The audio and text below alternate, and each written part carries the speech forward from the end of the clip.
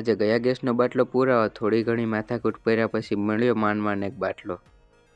Hello YouTube family, કેમ છો બધા? મજામાં ને મજામાં। સ્વાગત છે તમારું ફરી મારા એક મિની બ્લોગની અંદર। આજે જવાનું હતું ગેસનો બાટલો પુરાવે, એટલે બાટલાને નાખ્યો કોથળામાં થઈ ગયો કાળા બાબલા જેવો તૈયાર।